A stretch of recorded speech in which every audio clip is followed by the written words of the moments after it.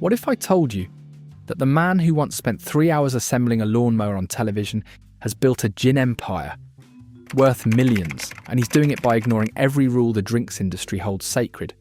James May didn't just launch a gin, he created a philosophy in a bottle, and what he's built will change how you think about British spirits forever.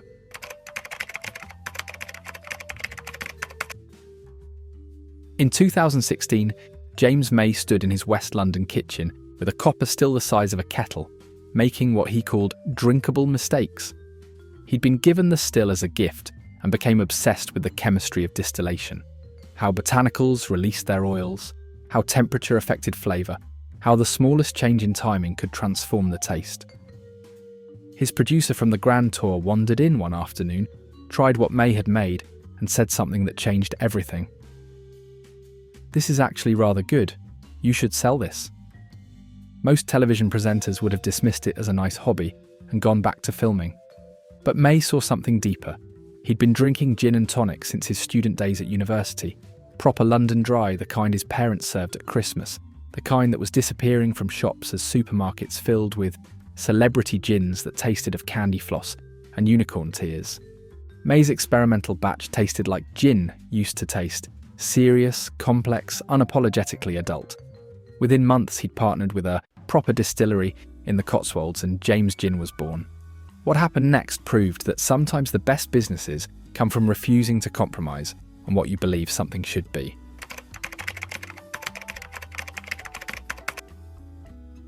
James May announced his gin with a statement that baffled the drinks industry. "This is gin for people who actually like gin." In an era when every celebrity was launching flavoured gins with elaborate marketing campaigns aimed at Instagram influencers, May was targeting the exact opposite demographic. He wanted to make gin for the generation who remembered when gin meant something specific. Not a sweet flavoured vodka with juniper as an afterthought, but a proper spirit with backbone and character.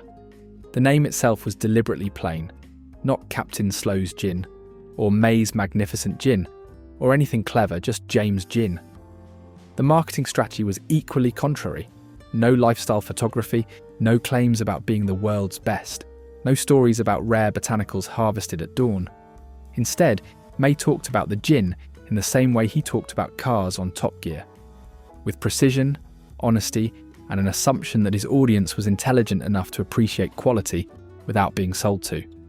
He published the exact botanical recipe, something most gin makers guard like nuclear codes, because he believed people deserved to know what they were drinking. The drinks industry called it commercial suicide. The customers called it refreshing honesty, and they bought it in quantities that shocked everyone except May himself.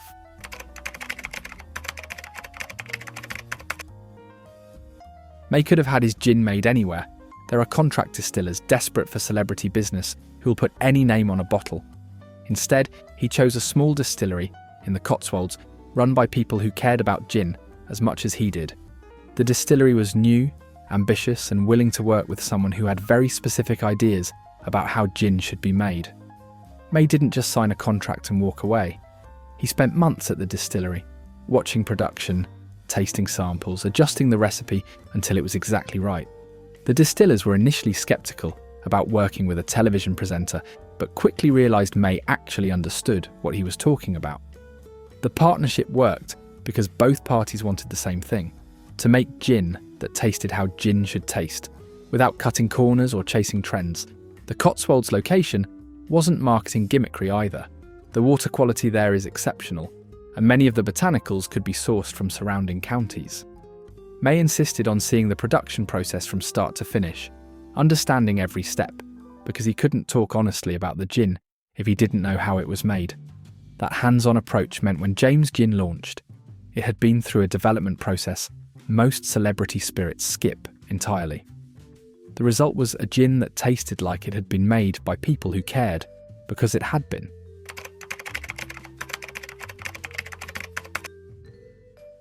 While other celebrity gins were launching flavours like rhubarb and custard or birthday cake, James May took a completely different approach.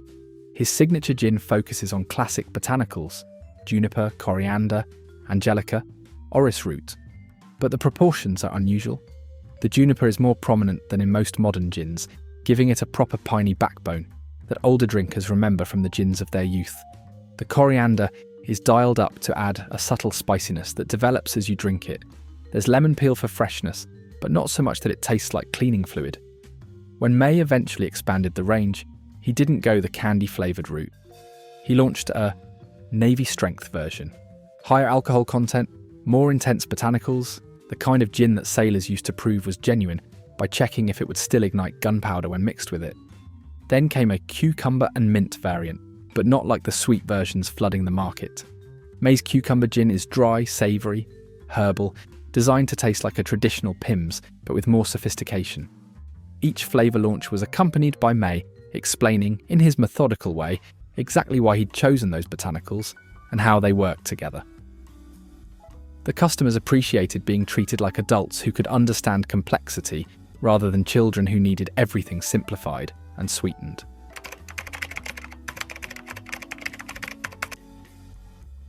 James Gin launched at £32 a bottle, when most celebrity gins were priced around £20 to £25. Every retail consultant said it was too expensive, that consumers wouldn't pay a premium for a television presenter's gin when they could buy established brands for less. But May had done his research. He wasn't competing with cheap supermarket gin or even mid-range brands. He was competing with premium, small-batch gins that were selling for £35 to £45, and his was better value than most of them. The higher price also sent a clear signal. This was serious gin, not a celebrity vanity project. The pricing reflected genuine costs too. May refused to use cheaper botanicals or industrial alcohol bases. Everything in the bottle was the real thing, properly sourced, carefully distilled. He could have made it cheaper by cutting corners, but that would have defeated the entire point.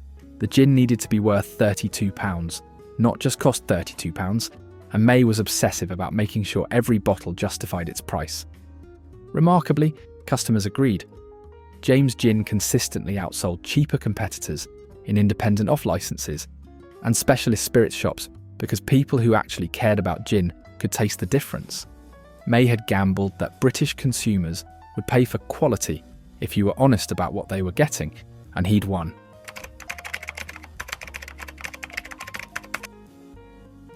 Walk past James Gin on a shelf and you'd almost miss it. The bottle is plain glass. The label is simple text on cream paper. There are no embossed details or fancy closures or elaborate packaging. In a spirits market where bottles are designed to look like Victorian apothecary jars or Art Deco masterpieces, James Gin looks like something your chemistry teacher would have on a shelf. It's the least Instagram-friendly gin bottle in Britain, and that's entirely deliberate. May wanted the liquid to be the star, not the packaging. The design choice was also philosophical. May has always hated what he calls the tyranny of design. The idea that everything needs to look special rather than just be special. The plain bottle meant more money went into what was inside rather than expensive packaging that would be thrown away. It also meant James Gin was immediately recognisable precisely because it looked so different from everything else. In a market full of ornate bottles trying to catch your eye, the plain one stood out by not trying. Customers who bought it felt like they were in on a secret. They'd found the good gin that didn't need fancy packaging because the quality spoke for itself. If you're enjoying this look inside James May's gin empire, hit that like button and subscribe. We're only scratching the surface of this remarkable business, and what's coming next will surprise you. Drop a comment and tell me, have you tried James Gin? What's your favourite? Let's get a proper discussion going.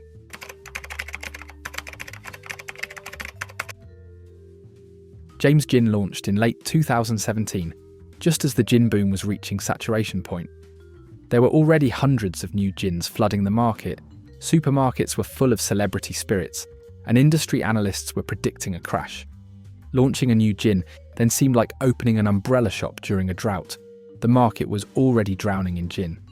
But May had calculated something different. Most of those gins were chasing the same young, fashionable demographic. There was an underserved market of older drinkers who felt alienated by flavoured gins and wanted something traditional but well made. Within 3 months, James Gin was stocked in Waitrose, booths, and dozens of independent retailers across Britain. It wasn't flying off shelves in trendy London bars, it was selling steadily in market towns and affluent suburbs where people cared more about quality than fashion. The launch timing that seemed disastrous turned out to be perfect. May had entered a crowded market, but targeted a segment everyone else was ignoring. While other celebrity gins fought for the attention of 25-year-olds on Instagram, James Gin quietly built a loyal customer base of people who actually drank gin regularly and were willing to pay for quality.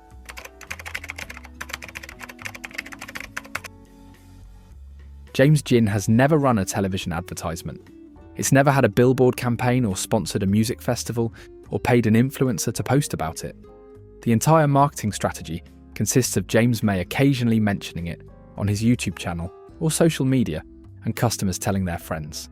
In an industry where brands spend millions on advertising, May's approach seems suicidal, but it worked because the gin was genuinely good enough to generate word-of-mouth recommendations, and May's existing audience trusted him in a way they'd never trust an advertisement.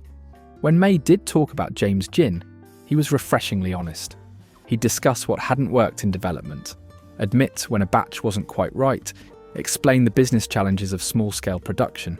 That transparency built trust with customers who were exhausted by marketing spin. They knew May wasn't selling them a lifestyle or an image. He was selling them gin, and he was being straight with them about what it was and what it wasn't. The lack of advertising also meant more profit could go back into the product itself or stay in May's pocket, rather than being spent on marketing agencies and media buyers.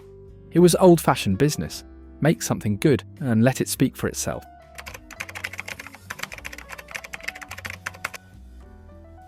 May became increasingly frustrated with what happened when customers mixed his carefully crafted gin with supermarket tonic water. He'd spend months perfecting the botanical balance, and then people would drown it in tonic that tasted like fizzy sugar water with a hint of quinine.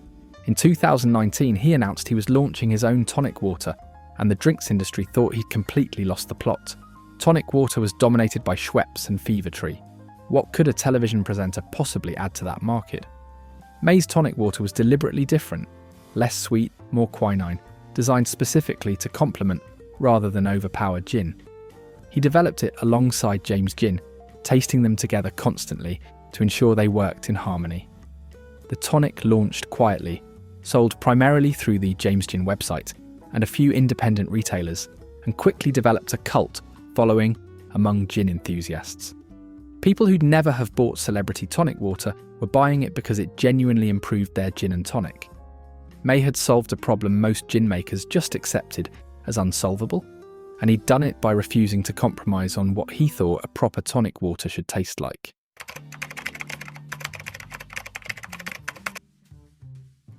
When COVID-19 shut pubs and restaurants in 2020, many small spirit brands nearly went under. Their entire business was built on hospitality sales. James Gin survived because May had invested in a direct-to-consumer website that let customers order straight from the distillery. It wasn't a sophisticated operation, just a functional website with clear product information and a checkout, but it worked. During lockdown, sales through the website tripled as people stuck at home treated themselves to decent gin rather than whatever was left in the supermarket. The direct sales also created a relationship with customers that retail distribution never could.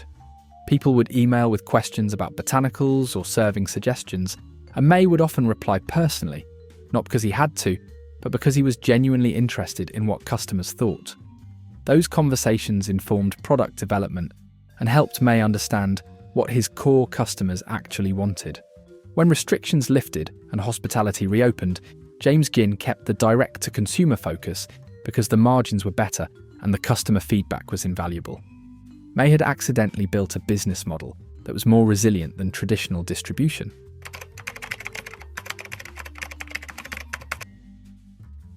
May entered James Gin in various spirits competitions without much expectation.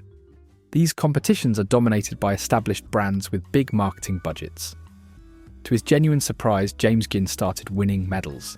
Silver at the International Wine and Spirit Competition, gold at the Gin Masters, recognition from the spirits business. The judges weren't being influenced by celebrity, they were blind tastings based purely on quality. James Gin was genuinely competing with and beating gins that cost twice as much. The medals weren't just ego-boosting, they were commercially valuable. Independent retailers who were skeptical about stocking another celebrity gin suddenly paid attention when they saw the competition results. The medals provided third-party validation that May's claims about quality weren't just marketing talk. More importantly, the wins vindicated May's entire approach, making gin properly, using good ingredients, ignoring trends.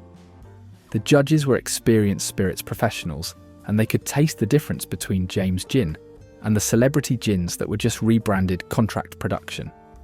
May had proved that you could beat the establishment at their own game by simply making something better.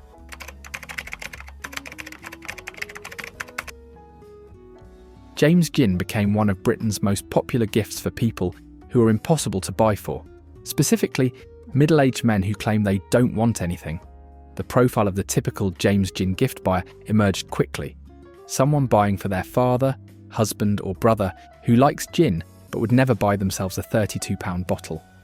The gift market turned out to be enormous and completely unexpected. May hadn't designed the gin as a gift product, but its positioning as proper gin for people who appreciate quality made it perfect for exactly that purpose. The gift business is now responsible for about 40% of James Gin's sales, with clear spikes around Father's Day and Christmas. May responded by creating gift sets, gin, tonic, and a proper glass in understated packaging that were good value and didn't look like cynical cash grabs. The success in the gift market also introduced James Gin to people who'd never have bought it for themselves, but, having tried it as a gift, became regular customers. It's created a virtuous cycle. Gift recipients become customers, who then buy it as gifts for others. May had accidentally tapped into the British tradition of giving slightly too good alcohol as a present to show you've actually thought about what someone would enjoy.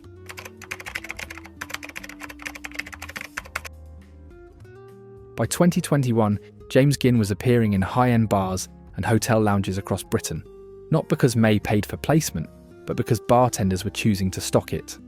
The bar programme offered generous margins and direct support, but the real selling point was simpler. Bartenders liked making drinks with it. The gin worked well in classic cocktails because it had a proper juniper backbone that didn't disappear when mixed with other ingredients. A martini made with James Gin tasted like a martini should: crisp, botanical, slightly dangerous. Bars started featuring James Gin in their premium sections, and customers noticed. There's something powerful about seeing a product you might have dismissed as celebrity nonsense being used by professional bartenders who make dozens of drinks every night and know what they're doing. The bar programme built credibility that no amount of advertising could have achieved. It also exposed James Gin to an entirely different demographic. Younger drinkers in urban bars who discovered they actually quite liked this unfashionable, serious gin that their bartender recommended. May had found a way into a market segment he'd never targeted, simply by making a product that professionals respected.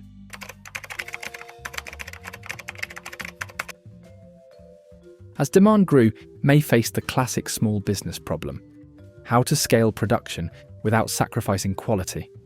The easy solution would have been to switch to a larger contract distiller who could produce higher volumes more cheaply. May refused.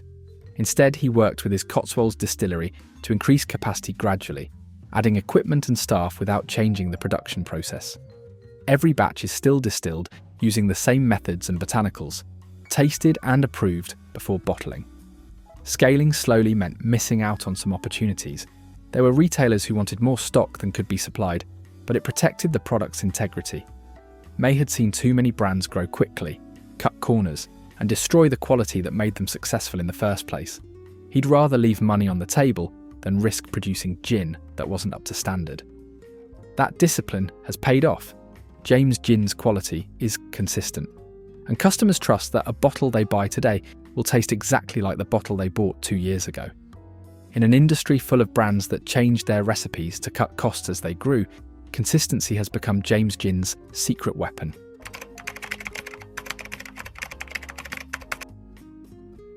James Gin started receiving orders from unexpected places: Australia, Canada, parts of Europe, even Japan. There's a significant international market for premium British gin, and James Gin's story, meticulous television presenter, makes proper gin, translates surprisingly well. The export business started almost by accident when British expats found the website and ordered bottles to be shipped abroad. Then international retailers started making inquiries, asking if they could stock it in their markets. May approached export cautiously, refusing to compromise on price or quality to break into new markets. James gin is expensive abroad. After shipping and import duties, it costs considerably more than in Britain, but it sells to a very specific customer, affluent consumers who want authentic British products and are willing to pay for them. The export business is still small compared to domestic sales, but it's growing steadily and it's highly profitable.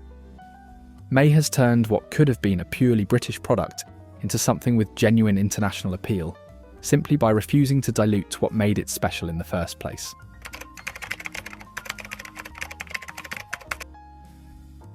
May hasn't made a big deal about sustainability, but James gin is actually one of the more environmentally responsible spirits you can buy. The botanicals are sourced from suppliers as close to the distillery as possible, minimising transport. The distillation process uses renewable energy. The simple bottle design means less glass and easier recycling. The minimal packaging means less waste. May didn't do these things to win sustainability awards. He did them because they made practical and economic sense, and they happen to be better for the environment too. The approach is typically May. No greenwashing, no virtue signalling, just sensible business decisions that happen to have environmental benefits. When asked about sustainability, he's honest about the challenges. Glass bottles aren't perfect, shipping internationally has a carbon cost, alcohol production uses resources. That honesty is more credible than the corporate sustainability statements most drinks companies issue. Customers appreciate that May isn't pretending James gin saves the planet. He's just trying to run a responsible business that doesn't waste resources or create unnecessary environmental damage.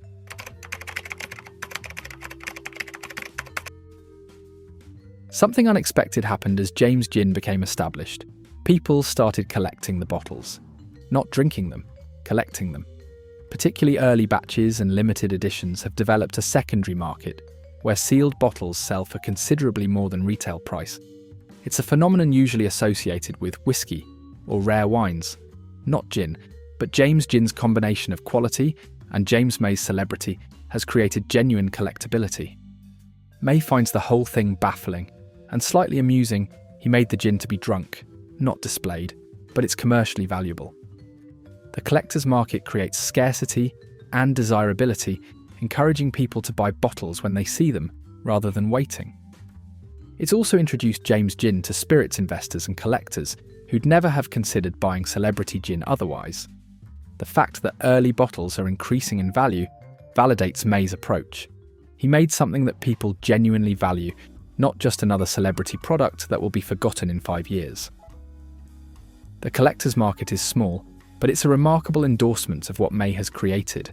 James May turned a kitchen still into a £45 million gin empire by ignoring every rule the drinks industry holds sacred. From botanicals to bottles, this is the story of how doing one thing properly built something remarkable. Hit subscribe and watch the next video to see another empire that will fascinate you.